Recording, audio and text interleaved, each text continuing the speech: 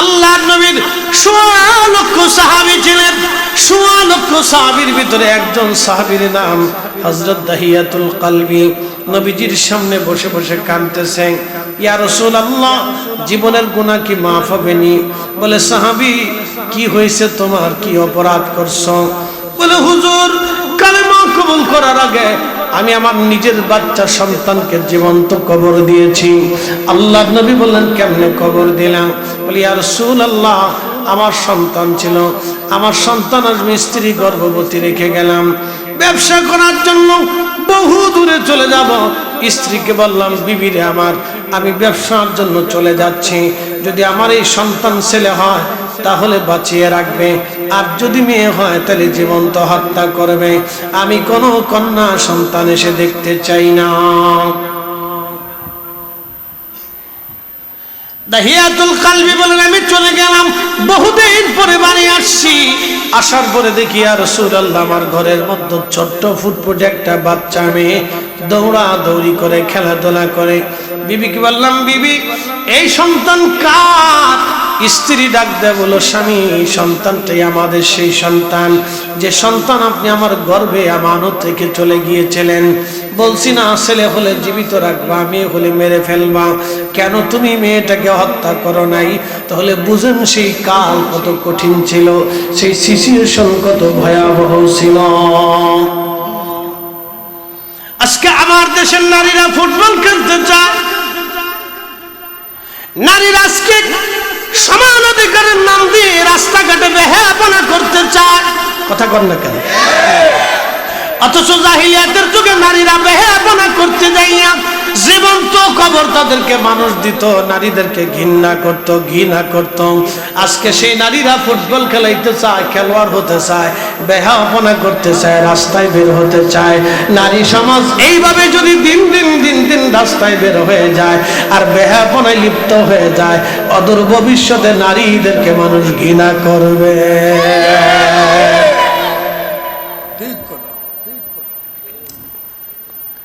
দাহিয়াতুল কলবি বলে, স্ত্রীকে বললাম, বিবি, কেন কন্যা সন্তান হত্যা করো নাই? বিবি ডাক দিয়ে বলল, স্বামীরা, আমার বাচ্চাটা তো আমি পেটে ধারণ করেছি, আমি মা কি করে সন্তান হত্যা করতে পারি বলো? স্বামীরে, তোমার কাছে কিচ্ছু চাই নাই, সন্তানটাকে আমাকে ভিক্ষা দাও, তুমি মেরে ফেলে দিও না। আমার স্ত্রী বহু করে আমাকে বুঝাইলেন, কিন্তু আমি মনে মনে নিয়ত করে রাখলাম, যে কোনো মূল্যে আমি আমার মেয়েটাকে মেরে ফেলবো। হুজুর, বহুদিন পরে একদিন আমি আমার স্ত্রীকে বললাম, বিবি রে, আমি আমার কন্যা সন্তানটাকে নিয়ে একটু ঘুরতে যাব, সাজায় গুজাই দাও। কাপড় চোপড় পরাইয়া আমি আমার বাচ্চাটাকে কোলে নিয়ে রওনা করছি। বহু দূর মরুভূমির মধ্যে চলে গেলাম। ইয়া রাসূলুল্লাহ, মরুভূমির মধ্যে যে আমি মাটি খনন শুরু করলাম, মেয়েটা বারবার বলে, আব্বু, মাটি কেন খনন করো? আমি সেই দিন তাকে বললাম, মেয়েরে, কিছু সময় পরে বুঝবা কেন মাটি খনন করতেছি। ইয়া রাসূলুল্লাহ, আমার অন্তরে তখনও মায়া লাগে নাই। হুজুর,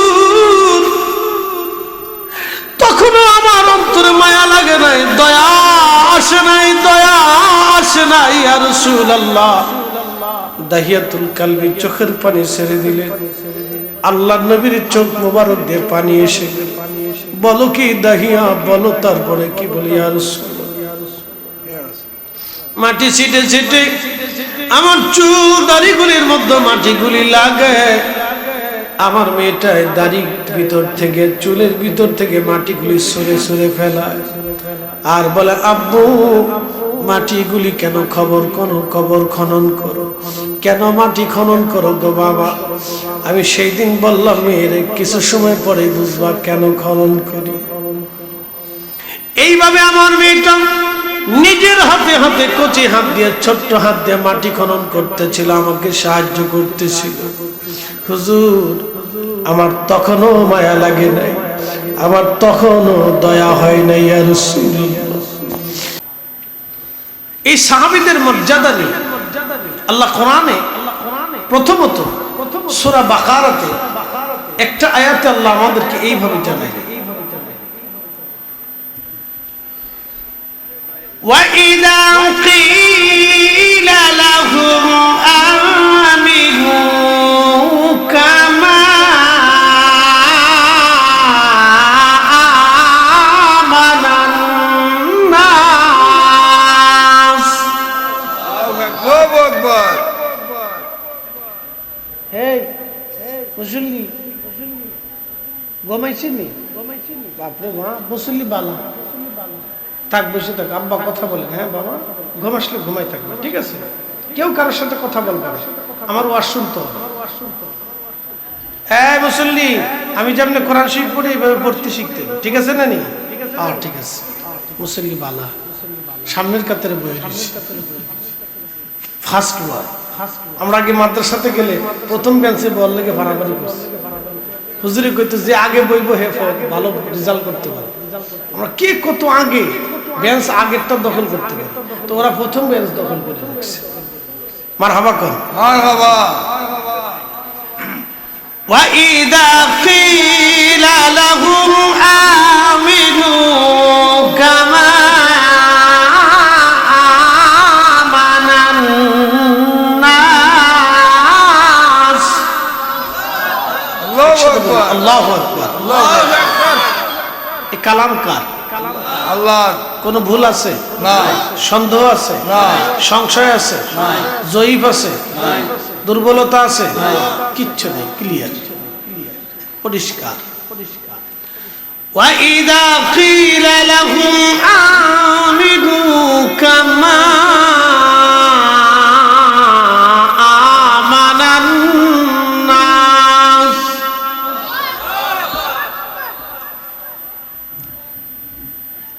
সাহাবীদের মর্যাদা নিয়ে এই আয়াতে আমার রব আমার আল্লাহ বললেন, আমি তাদেরকে বললাম তোমরা ঈমান আনো, আমিনু ঈমান আনো কামা আমানান নাস। আন-নাসের তাফসীর পৃথিবীর সমস্ত তাফসীর, তাফসীরে তাবারি, তাফসীরে হাতিম, তাফসীরে মাআলিমুত তানজিল, তাফসীরে বাগাবী, তাফসীরে বাইদাবী, তাফসীরে রুহুল বায়ান, তাফসীরে রুহুল মাআনি, তাফসীর ইবনে কাসির, তাফসীর আবু সাউদ, পৃথিবীর যত বড় বড় বড় বড় তাফসীরের কিতাব আছে সব তাফসীরের মধ্যে আসে নাসের তাফসীর করতে যায় সবাই লেখেন আই সাহাবা সাহাবা সাহাবা। আল্লাহ বললেন, এ বান্দারা তোমরা সেইভাবে ঈমান আনো যেইভাবে আমার নবীর সাহাবীরা ঈমান আনছে, আমার নবীর সাহাবীরা ঈমান আনছে, তোমরা সেইভাবে ঈমান আনো। আমার নবীর সাহাবীরা যেইভাবে ঈমান আনছে তোমরা সেইভাবে ঈমান আনো। একবার জোরে বলা যাবে কে মারহাবা?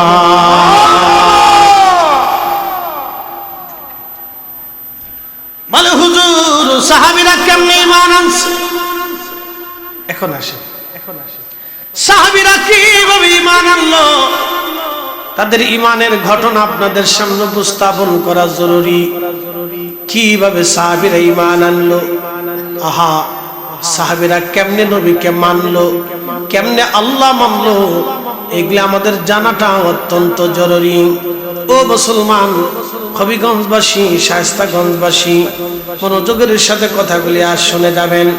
আমার আগে যিনি আলোচনা করেছেন তিনি একটা বাংলাদেশের প্রসিদ্ধ কামিল মাদ্রাসার সাবেক অধ্যক্ষ। অধ্যক্ষ মুখে বললে অধ্যক্ষ হওয়া যায় না।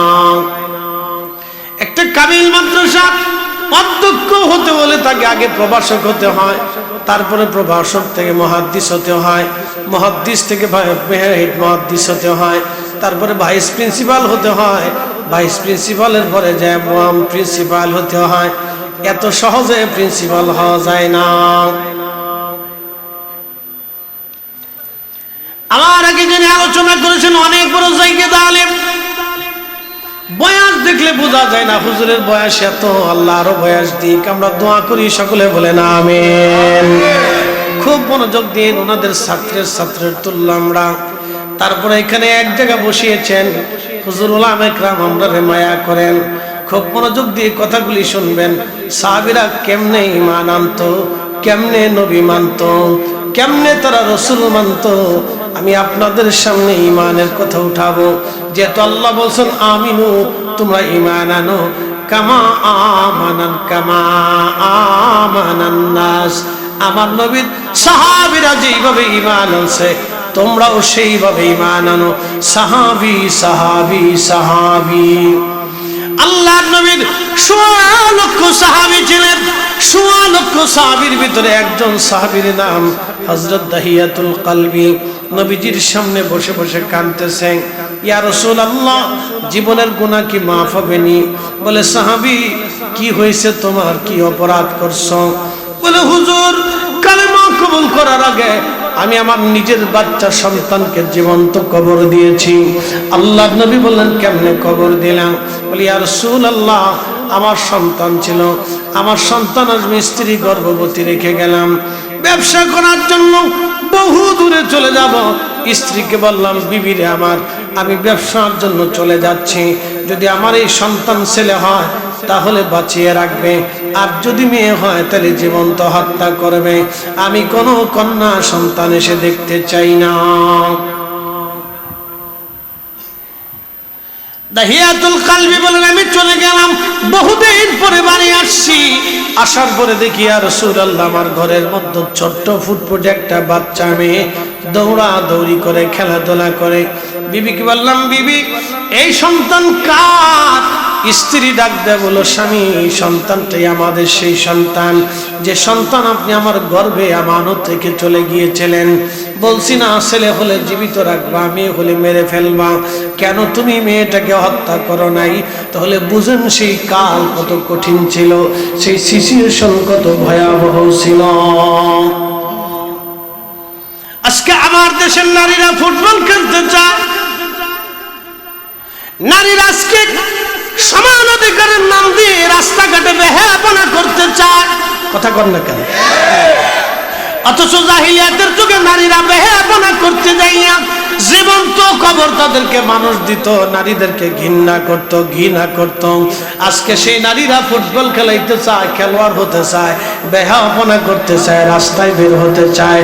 নারী সমাজ এইভাবে যদি দিন দিন রাস্তায় বের হয়ে যায় আর বেহায়াপনায় লিপ্ত হয়ে যায়, অদূর ভবিষ্যতে নারীদেরকে মানুষ ঘৃণা করবে।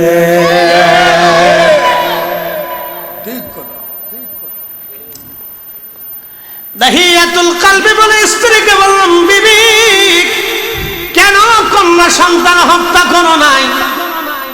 বিবি ডাক দিয়ে বলল, স্বামীরা, আমার বাচ্চাটা তো আমি পেটে ধারণ করেছি, আমি মা কি করে সন্তান হত্যা করতে পারি বলো?